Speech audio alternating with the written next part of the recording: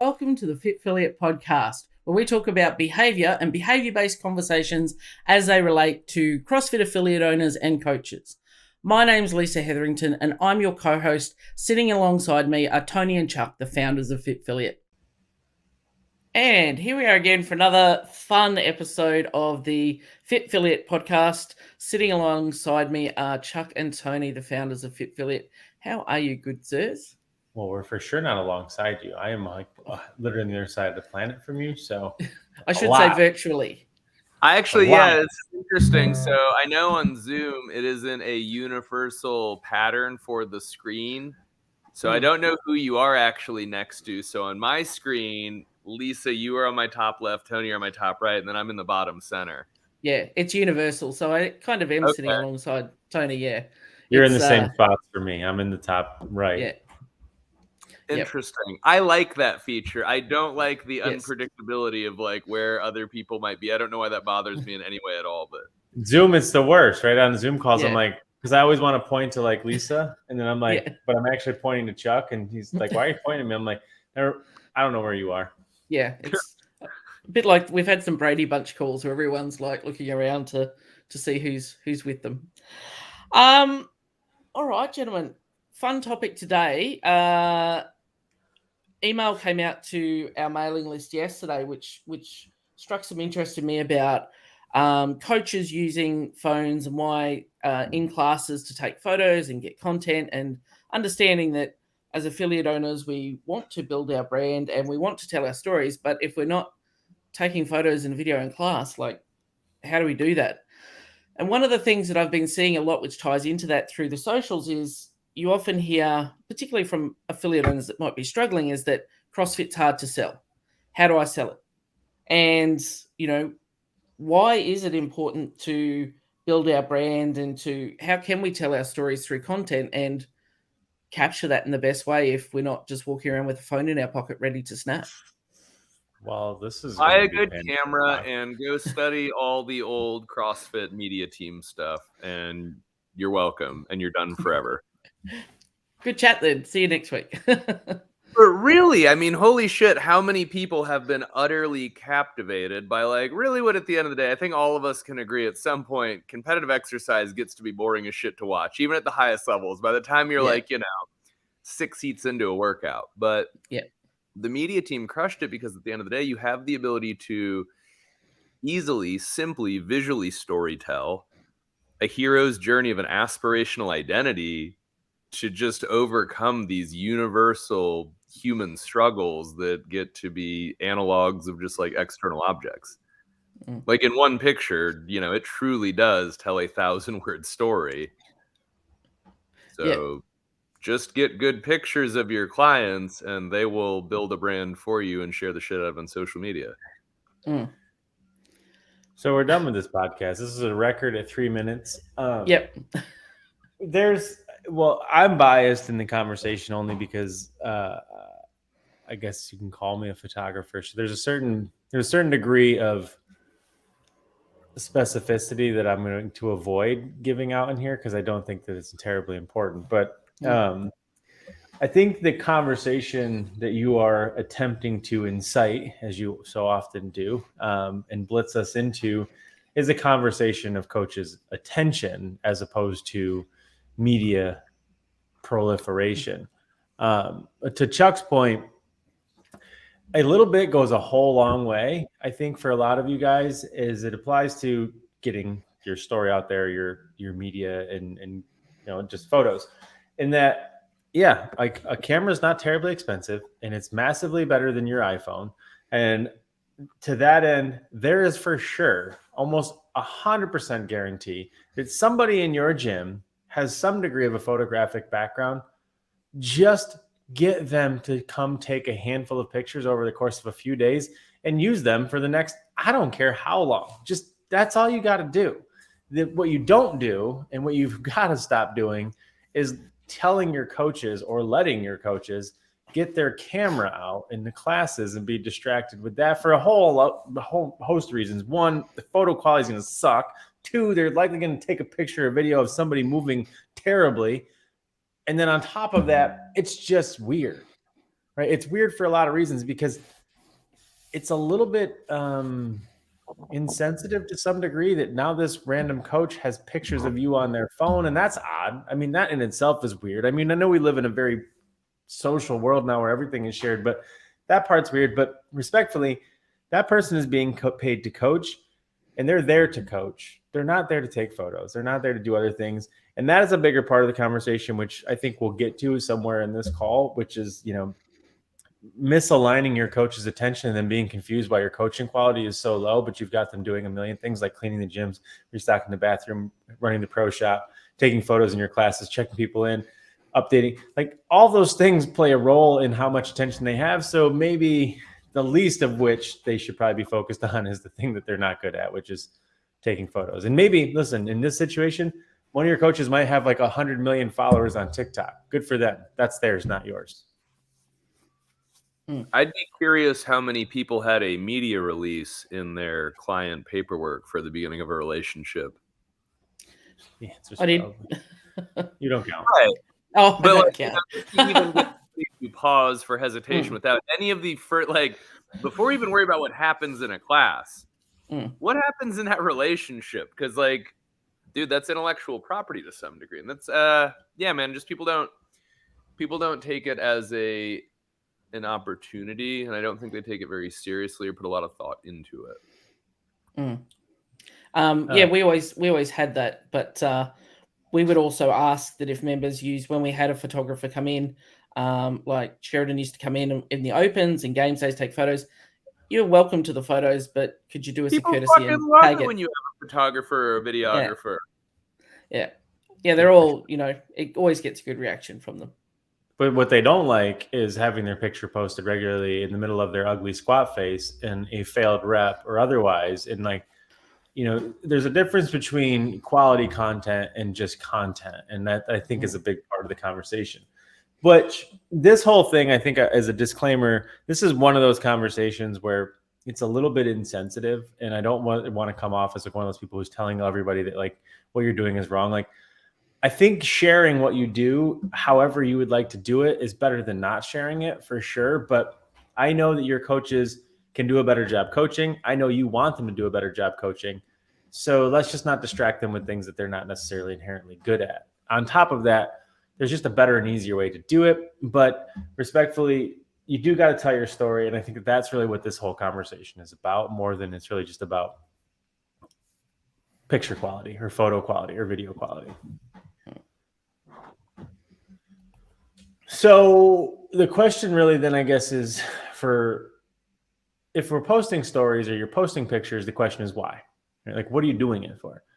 Naturally, that is to some degree, I would assume, marketing and conversation, right? Like you want to get people's attention. And yes, the general consensus is that CrossFit is very hard to sell. Nobody's interested in blah, blah, blah. All these narratives that exist out there that are probably, frankly, relatively justified. So the question then becomes, if you're posting pictures and you're trying to market, what are you selling? And this is where I think everything goes wrong for some people. Because you're not selling exercise. And if you keep posting pictures of exercise, that shit's everywhere. Nobody cares about that. Right? Like nobody that's not a client. Your clients love it. Listen, your clients love having a picture of their PR on your Instagram and all those things. That's very different. That's not going to result in somebody new coming in the gym. Not unless like they already are a lifter and they're like, I want to lift like this person, but that person's probably a terrible client to bring on in the first place. But you have to know what you're selling. And so, Chuck kind of touched on it already, which is, telling stories. What you're selling is solutions. We've talked about this enough times.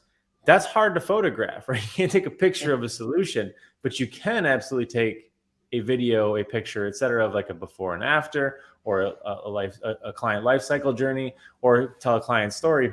And that's a better use of everybody's time. So if we're trying to do things like marketing, building up your Instagram page with just hundreds of pictures of people doing workouts, I'm not sure it's telling your story, but you might not know what your actual story is. And so that's why it's got to start with, what are you selling and what business are you actually in? How many compelling photos can you take in a day that don't have an entire exercise movement contained in them? Like, hugs and high fives go a whole lot fucking further than handstand walks and hang snatches. Yeah, well, one of my favorite tricks was after a Saturday workout. When we finished, I knew that everyone would be high-fiving and patting each other on the back. So I just put myself in the corner of a room where I could, capture those as they happen, because I knew that they're the ones that, I needed more so than just the people, throwing barbells around. Yeah, and so that speaks to kind of what Tony was getting to, like, what are you really selling? You can understand selling identity, if you can understand selling belief, if you can understand selling accountability and community and, the things that speak to universal human condition shit, then it makes a whole lot of sense. If you're like, well, I sell people CrossFit because fitness is good. I mean, you don't not. It sure is, but that's not quite what you need to focus on for your own benefit and theirs. It's not necessarily what people are buying when they come to you, even if they don't realize it. Oh, for fuck's sake, you don't sell CrossFit. You can't sell it. It's a thing you do. It's not what any affiliate sells, but it's what every affiliate keeps trying to sell. And no wonder, no shit, you're having a hard time, because CrossFit's free. You can do it for free. It would be like if you went to the fucking the shoe store and they're like, we would like to sell you some running. You're like, what the fuck? Sell me running. I can just go. I'm buying the shoes so I can go out and run. I can just go do the thing. Like, right? That's the point. CrossFit's the same way. People can just do the thing. You're not transacting in the thing. Yeah, it's just the thing you do, and like so many of the struggles, pricing and in sales and in coaching and all these things are all centered around this confusion that the thing that you are selling or the business that you're in is CrossFit. I get it. You are an affiliate. High five. That's amazing. But even that just gives you the right to use CrossFit, the name, likeness, etc., in it. But respectfully, the ability to talk about it and do it under licensure for people. The thing you're selling is what CrossFit will do for them. Take those pictures. Nobody wants to exercise. Not even the people who are good at it. Like, I've been doing it for 16 years, and every day I still don't want to do it. I get to do it, sure, whatever, however you want to frame it in your mind. But like, if there was a way that I could avoid not doing exercise and still get all the benefits of exercise, I wouldn't exercise. And this is a person who does it 7 days a week for 16 years. Literally this morning, Vanessa asked me, do you want to work out? And I was like, this would be a good area to work on bringing some attention to being very deliberate and specific with words. No, I don't want to work out. But will I? Should we work out? Was I planning on working out? Is it time to work out? Those would all be the same thing asked differently in a more productive manner. But no, dude. So you're going to have a hard time selling it. Like, you get people who are really good at it, who have made an entire life, traveled the world teaching it, and we don't want to do it. How are you going to sell it to somebody who's never done it? Right? Like, maybe if you're lucky because they've never done it, they don't realize how bad it is. That's probably your best bet if you're trying to sell exercise. But even then, it's only going to take one exploratory workout and 72 days of soreness that's going to follow for them to be like, I don't like this at all. I don't want to do this one bit. Like, maybe I'm going to go try to take that weird doctor pill. Right? The good news is if you ever take a week off for the rest of your life, you feel exactly the same as you do right now in your first week. Maybe don't put that in your marketing slogan either. Like, once you start, you actually can't quit, because if you do, it's going to be bad all over again. Right? Yeah. Or maybe do. Maybe that'll keep people from quitting, because that is a lesson that most people have to learn the hard way. They're just like, I took 3 days off. Why is this so bad? It's always bad. It's just varying degrees of bad. Yeah. It's never not bad. But maybe we don't tell that story. Maybe you tell the story of what business that you're actually in. And that is understanding why everybody walks in the door and then getting them there. Where I think that's very confusing is that what's unique to CrossFit is that regardless of the story that comes through the door, the answer is the same. It's fitness in 100 words.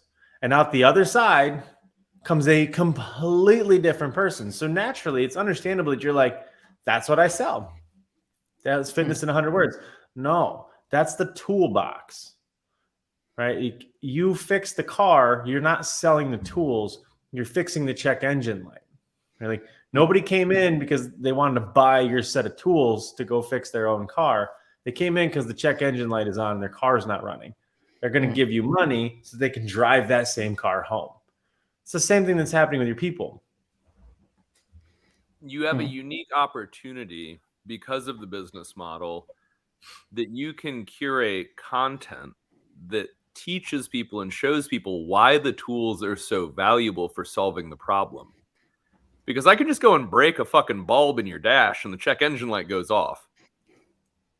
But the problem's not really solved. No. But if you got to see like the mechanic's tool set, you got to see all of the work that he did, when you get the $3,000 invoice, you're like, you know what? I'm glad it was him. Because if it was $3,000 for that dude to do it, it would take me $1 million in 15 years. And so, you know, like picture Will Luera doing fucking weighted lunges with a sandbag on his shoulders. And lunges suck always for everybody. Lunge ass never doesn't suck. And so like weighted lunges for sure double suck. Picture B, Will Luera walking up the fucking pyramids at Machu Picchu with his daughter on his shoulders. Oh, do you see how the tool works to solve your problems? You have a chance to use your media and your content to make it make sense to them in a way that a lot of the coaching conversations in the gym never will. And it's selling that the dream. You're offering the dream, or the, you know, rather than just the tools of how to get there. Well, yeah, I mean, the marketing speak, you know, the escape arrival framework or the vacation of the plane flight, whatever you want to call it, that is for sure what you're selling. But, you know, to Chuck's point, the beauty and the curse of CrossFit lies in its elegance, right? Like it is very simple. It's very effective. It's very quick, lethal, etc. Like I guess lethal is probably a bad word using the framework, but it's very, very good at what it does. And I think that is, for the same reason, one of the things that makes it very hard for a lot of people to conceptualize or communicate, right? Because like you find a lot of, especially newer CrossFit coaches or trainers, unable to truly articulate the power, the value, in the immensity that is CrossFit. So they try to they over talk about the tools, right? They want to communicate, like, you know, it's like the mechanic again, going to Toolbox and being like, this is my socket. It's the best socket. It sockets really, really well. But if instead he explained to you like how that socket actually works and what it actually applies itself to and why it's a specialized tool, that's a very different conversation. So it's the right conversation, but the wrong context. And all things have to be focused, not necessarily on just the marketing of it, of like, you know, escape and arrival. It's just that what you guys do is essentially offer people the ability to shrink time. Right? Like anybody could figure out and learn everything that you've learned. But the good news is you've spent the last decade of your life developing your craft.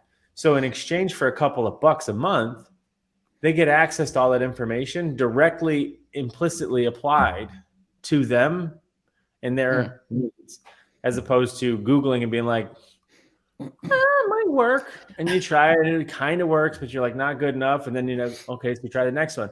7 months later, you could have just paid a coach to begin with, and you'd have been done with that in like 4 or 5 weeks.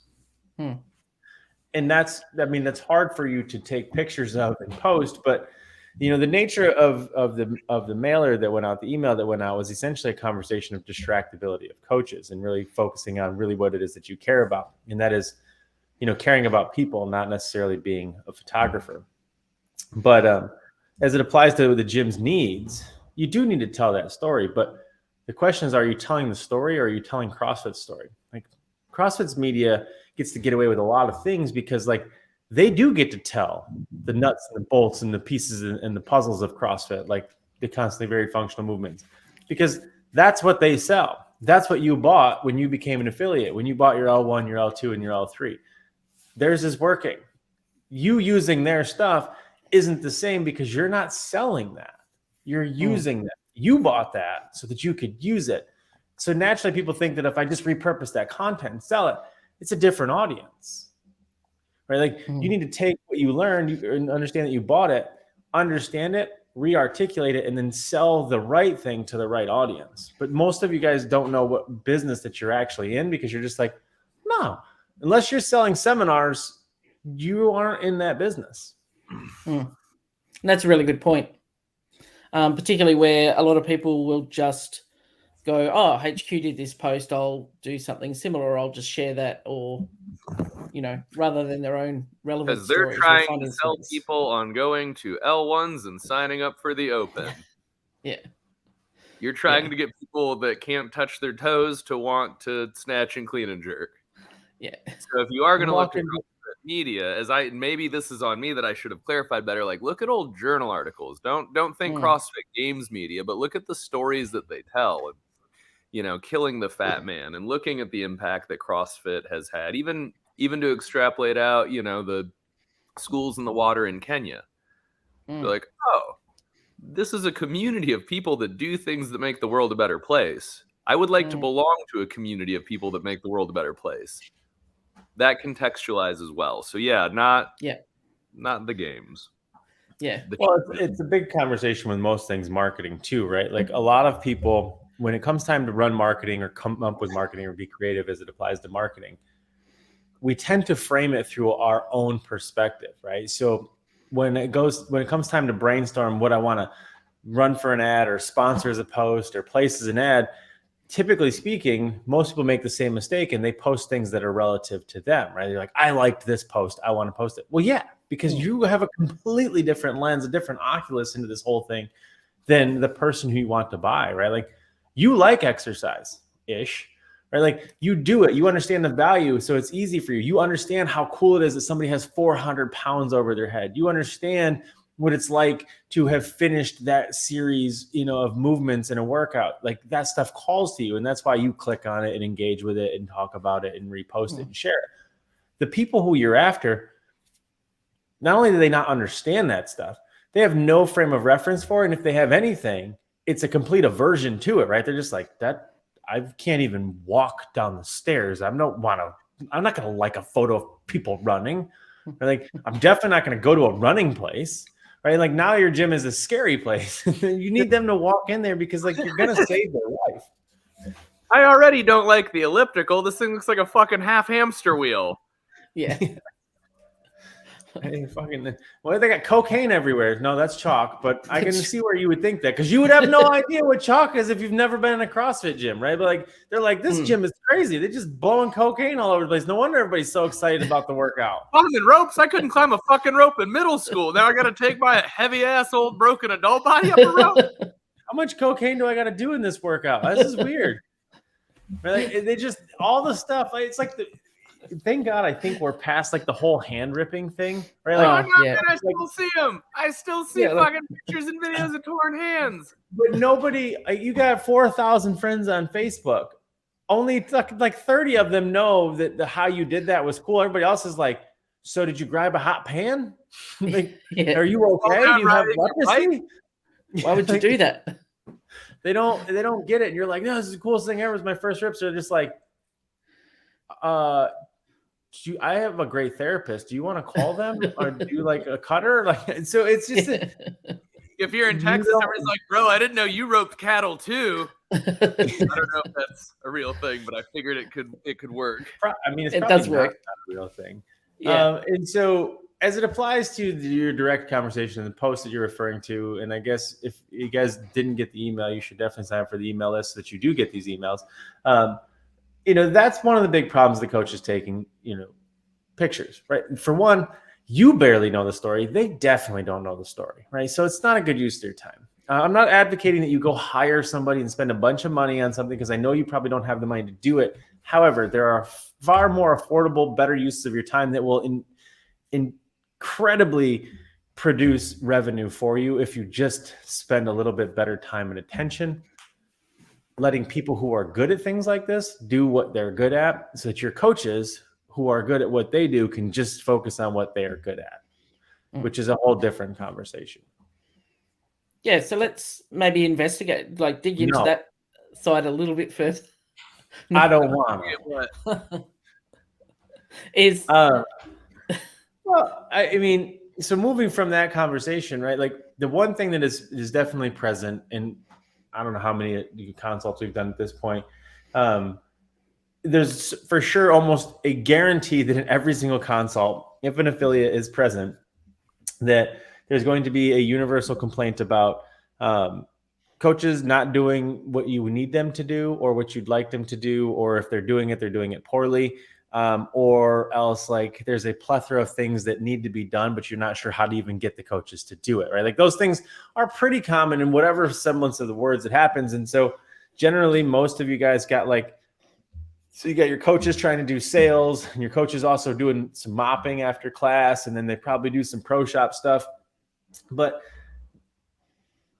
is that the best use of their talents and their time? I don't even know them to know that that's probably not, right? But I do know one thing. You probably have a plethora of coaches, or you for sure have more coaches than you have anybody else as an employee. So it just stands to reason that like, can I just have these employees do other employee type things? Sure, if you don't really particularly care about the quality of the things that they do, because like coaches aren't janitors. They don't care about cleaning, right? And so you don't get to get mad when you're like, they mopped, but they did it shitty. No shit. Like they're just not good cleaners. That's not their thing. Or like if you have your coaches doing sales, you can't really be mad that your turn on YouTube and check out carpet steamers. Yo, let me check these sick ass squeegee techniques. Oh, you go left or right with the downward swoop. Although I will watch window squeegeers and people vacuum for hours. That's like a weird sort of thing for me. I spent some time in the commercial glass world. The ASMR is a real thing with a vacuum. I'm just like, how weird is it if you can draw the same correlate in any other service industry? Your waiter's not cooking your food. And yeah. And they're not taking your Instagram photo of your meal to post it. Like, do you want the dishwasher to come out and be like, can I take your order? You'd get the fuck up and run right out the door. You're like, you smell like hot ass, sir. Or you know what? It can be done well. It can be done well because how many of us have gone to like an incredible food truck that one person does do everything, but you have to recognize the inherent limit of scale because there's zero fucking leverage. Right. Yeah. And you don't. So like when you have the intent of bringing on employees as human leverage, you have to think about it as actually having a worthwhile lever to pull on. And if you pull on one big lever and it just splinters into 1,000 pieces, it's a shitty lever. Yeah. But yeah, if you're bringing in people for leverage, use them as leverage. That doesn't mean like evenly distribute the load and now all of a sudden they're a support beam. Like, you know, and so part of it is just, it's a universal frustration for every affiliate owner. And then it's perpetuated by the intended solution, right? Like one of our favorite questions for every single client is, does this solve a problem or does it create a new one? Right. And like, no doubt about it. If you need somebody to do sales, it's logical to be like, you know what? Coaches need more money. They want to do more things. I'm going to let them sell. Fine. That's absolutely fine. But now it's going to pose a problem, which is that like, now I got to train him to sell. And he's actually terrible at sales. How do I fix the sales? Well, you shouldn't have let him sell in the first place, right? Unless like he's good at it. And so that's kind of like the root frustration here is that now you've created a new problem. You solved the problem by creating a new problem. So no problem was actually solved at all. It was just transferred. You moved the goalpost. You swept the dirt under the rug. And it's hard to advocate. You know, it's a lot like telling somebody who's hungry, you know, to count their macros, right? Like, I will eat dirt. And this is Chuck and I's like favorite sort of joking conversation, right? But like, you can eat dirt and convince yourself that you're actually eating, but we all know that there's no nutritional content in that dirt. And I don't care if you ate 72 spoonfuls of dirt, you're still going to be hungry, right? Like, so it didn't solve the problem. You just moved the dirt around. And this is what ends up happening. And so the conversation here is that like, no, what you need to hire is more people. They're like, I can't even pay the people I have now. How the hell am I going to hire? That's the problem. Trying to utilize the same people to make more money who is not good at making that money. There's a reason why you're not making more money. I'm not telling you that you need to pay more people. You need to create more opportunities to generate more revenue, right? And so the point of employees are not expenses. They are assets. They have, Every employee should be making the business money. It should not be costing the business money. It's not like a daycare provider, a babysitter. They're just like, please just make sure nobody dies and I'll pay you. Right. Like, but that is really kind of how it works in most gyms. But respectfully, like hiring a salesperson, hiring a cleaner, hiring a coach, hiring a front desk person, those people, if that is their sole focus, there is no way they don't work circles around somebody who's fragmented in their attention. And if somebody is working circles around someone who's fragmented attention, that is 100% going to lead to an increase in revenue, increase in quality, increase in duration, decrease in attrition, increase in quiet satisfaction, increase in pretty much every conceivable area, as well as, no doubt about it, your expenses. Your expenses are going to go up for sure because you got to hire these specialists.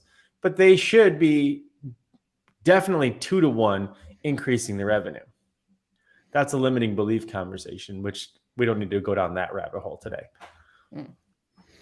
Lisa's like, yeah, we do. We should do that. We will at some point. I did want to maybe not pigeonhole, make like a little note for a future recording. It was funny because based on a couple of consults that Tony and I have had this week, money came up, and I just thought about an interesting corollary in the gym. So we can kind of do this in the future. I want to be a millionaire. Yeah, you do. Aha, you knew where I was going with it. So, Lisa, have you ever had anybody that came into the gym and their biggest obstacle or reservation in advance was that they didn't want to get too muscular? They didn't want to get too big. So many. So many. And you're like, cool. I get it. Reasonable fear. Here's the thing. It is not going to happen accidentally at all. No. Even when you're trying really fucking hard, it is really fucking hard, and it does not happen quickly. And so where I'm going with this is it is wild to see how many people come into consult that say, I'm not trying to get rich. I'm not trying to make $1 million. I don't want to be a millionaire. Like some variation of those three things. It's like, great. Awesome. Here's the thing. Even if you were trying really fucking hard to be rich, even if you really did want to be a millionaire, that shit is not just going to magically, accidentally, mysteriously manifest. You're going to be like, oh my God, I've got too much money that came too quickly. I can't deal with it.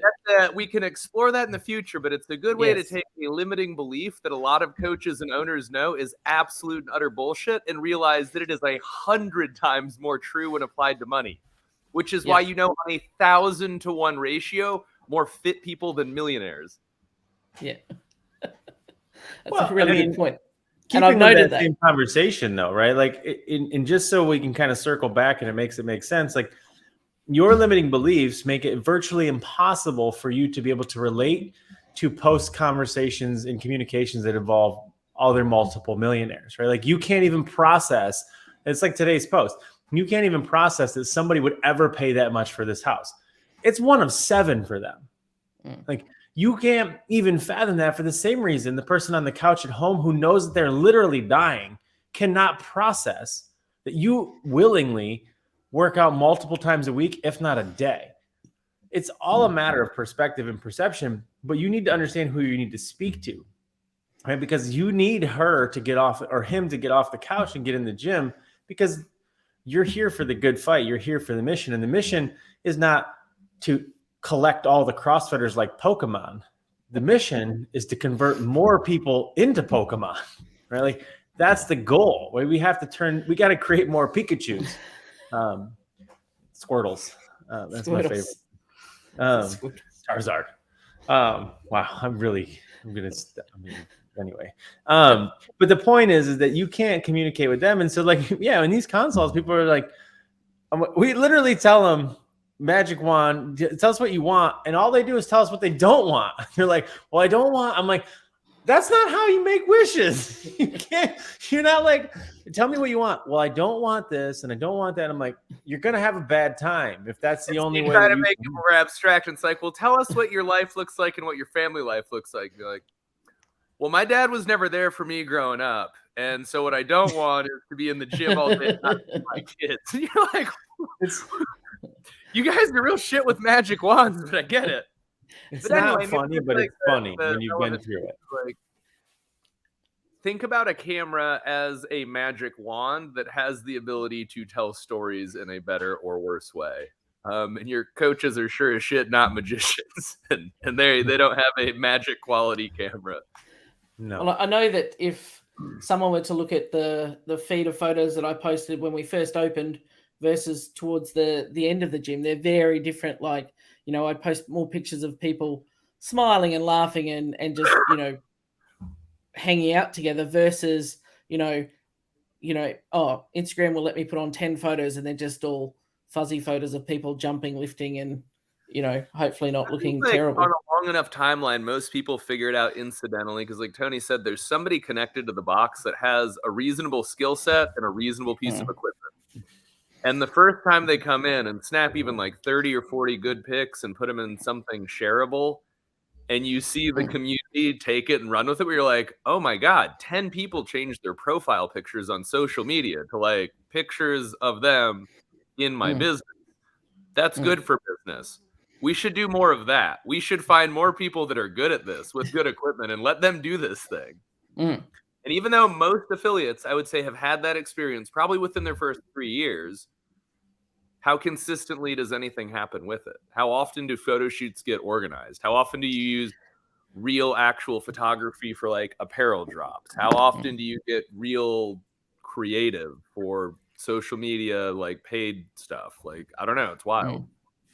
And I think it becomes it's not thought of as a priority, particularly if there's a dollar spend attached to it, that they can see a return of investment for, I'm going to pay someone X amount to do, photos versus, well, I'm just paying out the money. What they don't see the correlation to the potential return on investment for that. Well, I mean, listen, none of you guys opened a gym because you wanted to be photographers, right? Like that's would have been a terrible idea. And yet, so we're here talking about taking photos. And the real reason that we're talking about that is that like, you don't got enough customers. Right? Like, I'm going to tell you right now, it's probably not a terrible use of your time, but it's definitely not the fastest, most effective use of your time to get more people in the door. Right. And like the nature of the conversation of the post that went out today was, are you for likes or are you for, or whatever day it went out, are you for likes or are you for lives? And that's the difference, right? That's the reason why that post was created, though, is that like you guys got into this because you wanted to change lives. You didn't do this because you wanted to create a cult following and become an Instagram influencer. You did this because you wanted to change lives. Can you help do that by taking photos, better photos? Absolutely. But invest in it the same way, right? If you're here to change lives, are you telling that story through your photographs? Generally speaking, and this is a truth that is, you take it as you will, but like the vast majority of your gym did not come there to get their picture taken. Do they care when they get their picture posted? Maybe not, but I can tell you that there's definitely people in the gym who do, right? And so like that's not really what, nobody signed up to the gym to be like, I want to get my photo taken in the middle of a workout, right? Like that's just not how it worked. And so it's not a good use of anybody's time. It's not necessarily something that somebody should be focused on. Yes, you need leads. Yes, you need people. You need things of that nature. Engage somebody that can help you do those things. That's not your coach taking haphazard photos that he's going to store on his phone for the rest of the duration of time and likely will never see the light of day to begin with. And they tell a poor story. Tell the right story, engage in it, and then just have somebody professional do it. But the bottom line is you just got to remember what you're here for, and that's lives, not likes. Yeah, and I still see, and it still makes my eyebrows twitch, but one of the best pieces of advice I had early on was capture moments, not movements. And so, I tried to give people that brief, but, I'll still see CrossFit affiliates to this very day posting, their daily post is someone on the floor, a sweaty mess. And they're going, because that's cool to a CrossFit affiliate owner, right? It's cool to a coach, right? Like that's amazing. And so, this is part of like why we will never seek to give advice or tell somebody like, hey, here's your content calendar. Because for some tribes, for some communities, for some cultures, like that is a big piece of it for people that are there, as well as people that they want to be there. Like that is part of the expectation that they want to curate. It's part of like their image, their brand, their own value structure. Is it where the the greatest ability to change lives is? Probably not. Is it where the greatest ability to curate dollars is? Probably not. But, you know, it is an answer, but just like let it be fucking deliberate and intentional. If nothing else, you know, sit down and at least pause for hesitation. Be like, with any picture or video that we're taking and putting out, what is the story that we're telling and who is it speaking to and how is it speaking to them? Versus just whacking 20 of your photos, doing a daily photo dump and just letting it ride. Yeah. Or if it really just is like checking boxes, then like, great. Be okay with that, but don't be mad when you have some unmet expectation. Where you're like, man, people aren't just like blowing us up to join the gym. And you're like, well, why would they? Yeah, your last photo was someone's back view as they're throwing up at the back fence. Like, it's not necessarily, you know, the look you want to engender. Come on, you know. The ending question is, why are you doing it? Right? I mean, and we could probably wrap up on this thought too. Is that like, so why are you doing it? Because they haven't. They're gonna, because I need to, right? Like, so what are you measuring? So if we're doing this, like, how are you measuring? Is this a good use of your time? Is this something you should be doing? And that is the fundamental sort of conversation with it, is that I'm not inherently saying that you shouldn't do it or coaches shouldn't take the pictures or there's not a value of it. As long as you can tell me what you're measuring and how it's objectively improving. So if you can tell me that like posting client photos mid-workout regularly on a day-to-day basis is directly and inherently leading to XYZ in number of leads, game on. I'm with it, right? If that's your goal. But if you're just doing it like many affiliate owners do for the sake of just doing something so that you can be busy, so you can take a shot in the dark because nothing is working, so you're trying a little bit of everything, stop trying everything and start measuring what you do to see if it's worth doing. And then you know if it's worth continuing. But if you're not measuring it, it's just like fitness. Walking to a Globo Gym and touching every single piece of equipment is not going to get you fitter. But if you don't know what you're doing, that might seem like a good solution. And so this posting of the photos and this distracted attention and trying all these things is literally that conversation. It's checking or tracking or trying everything that you could possibly do with the hopes that something does in fact work. And if it does work, then success. But you need to tell me how you tracked it and you knew it, not just felt that it worked.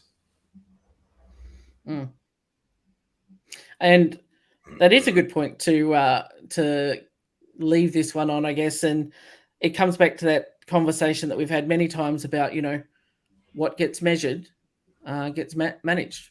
Yeah. And if you don't have a metric, you don't know if it's working or not. You need more people. I want you to have more people. Let's get more people. But maybe we need to know if it's working or it's not working. Yeah. And stop distracting your coaches with everything else.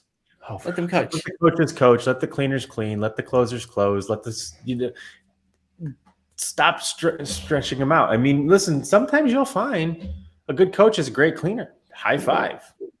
Good coach might be a good closer. That's just not going to be the rule. It's the exception. Yeah. I found that my coaches were always happier when I took things away from them on the floor and just had them just coach, do their thing, rather than I fell in the trap of do this. No wonder they're L1 to learn how to fucking put toilet paper in the bathroom. Yeah. No. And as soon as you take away those expectations, and it seems to take the pressure valve off, and they can be free to just interact with the people and do their thing. Everyone's happier. Yeah. Yeah. All right. Good chat, my friends. And we will talk again soon on the next one. Bye-bye. See you very soon. Thank you, my friend, for listening to the Fit Affiliate Podcast. If you would be interested in hopping on a free call with us to just kind of chat about what you think your problems are and what you think the gap is between where you're at and where you want to go, we can see if maybe we can help you along that journey, figure out if we're all a good fit to do some sweet things together. So click the link, set up a consult. Let's help you identify some problems that we can mutually solve.